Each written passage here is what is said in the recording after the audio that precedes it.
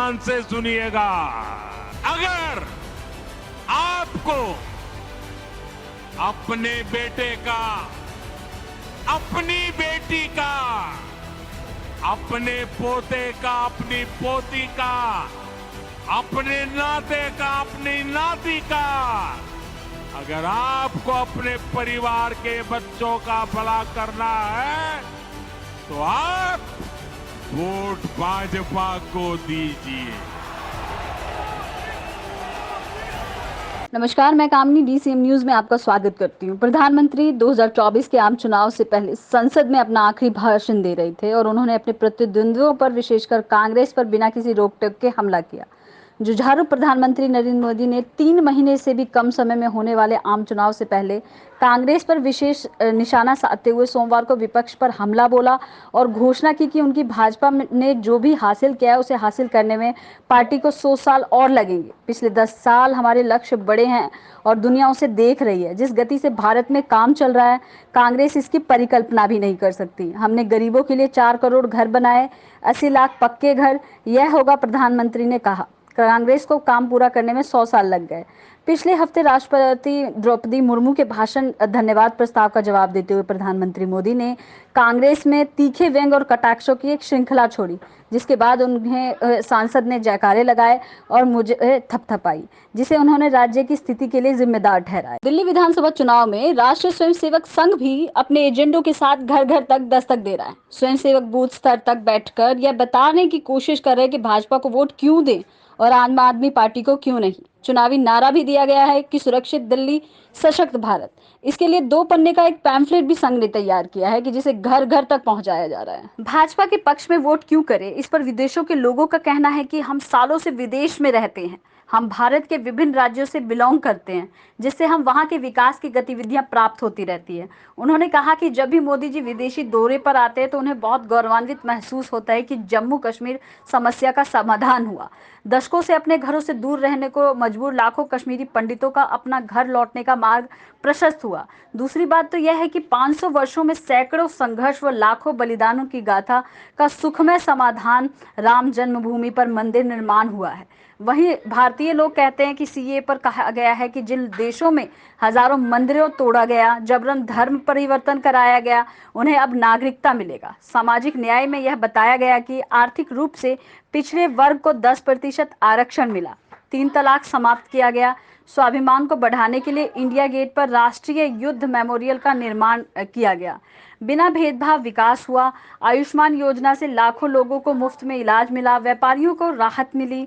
संघ की तरफ से जारी पैम्फलेट में लिखा गया कि क्या हम ऐसे लोगों को वोट देना चाहेंगे जिस पर सरकार ने टुकड़े टुकड़े गैंग व कन्हैया कुमार पर केस चलाने की अनुमति नहीं दी, जिनके विधायक यह कहते हैं कि हिंदुओं की कब्र खुदेगी, जामिया की छाती पर नारा लगवाया कर हिंसा उकसाया, निर्भया कांड जैसे गंभीर महिला विरोधी अपराधियों को सिलाई मशीन व नौकरियां दी, मौलवियों व इमाम को जनता के पैसे से वेतन दिया। अमेरिका से आप सबको निवेदन करता हूं कि आप बीजेपी को वोट दें। और मैं कश्मीर से हूं, सारी गचू वोट दी बीजेपीएस। मैं दिल्ली से हूं, मैं यूएसए रहता हूं। मैं चाहता हूं सारे दिल्ली वाले बीजेपी को वोट दें। जाओ सारे वोट दो, इस बार 400 पार मोदी सरकार, मोदी परिवार। मैं राजस्थानी मोदी को परिवार हूं and vote for BJP, vote for BJP. हम पटना से छी, एलो है अमेरिका, मोदी के परिवार छिए।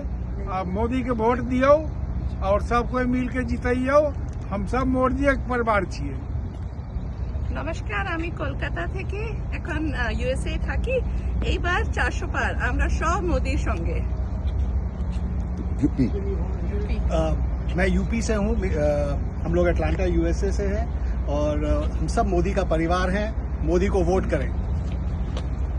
मैं यूपी से हूँ, अटलांटा यूएसए में रहती हूँ।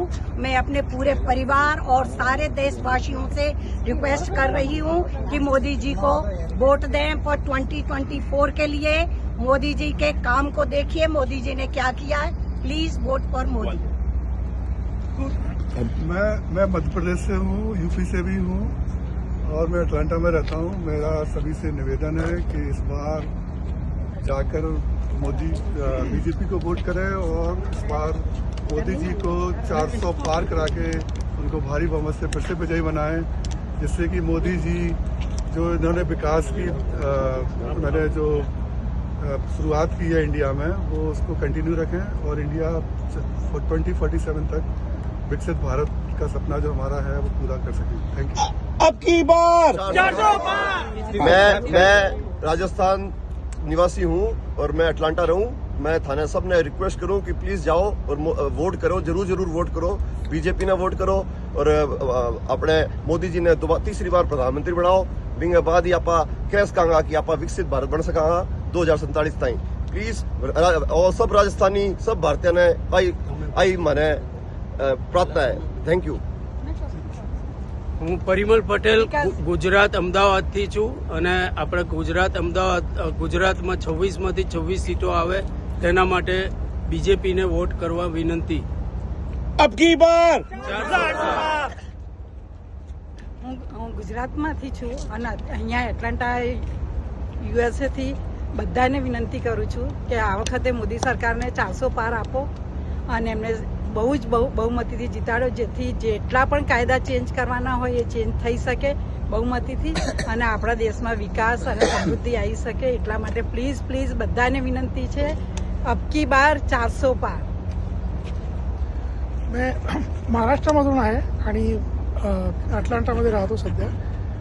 मी मोदीचा परिवार आहे आणि माझी सगळ्यांना कळकळीची विनंती आहे, प्लीज वोट फॉर मोदी। मोदींना वोट करा आणि ದೇಶಾಸ ಭಲ ಕರ। Thank you so much. ನಾನು ಕರ್ನಾಟಕದಿಂದ ಮಾತಾಡ್ತಾ ಇದ್ದೇನೆ।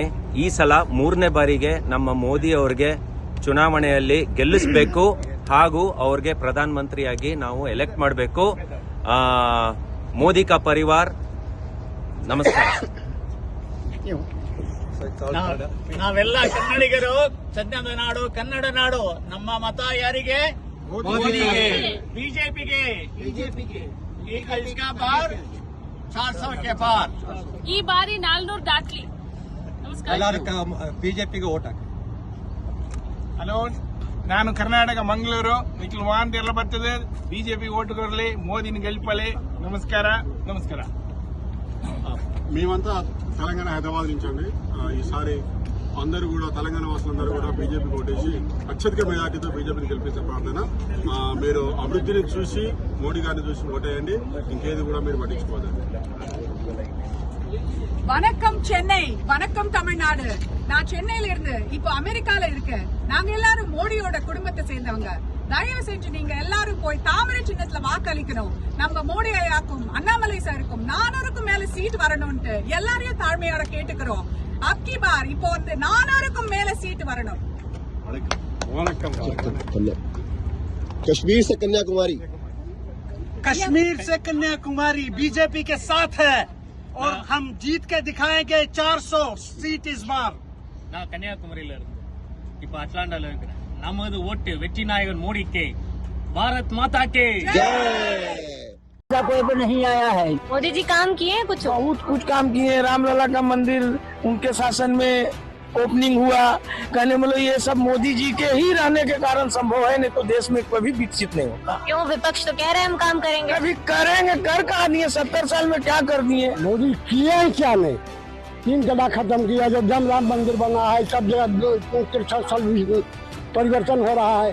इससे ज्यादा हम लोग को क्या सुविधा?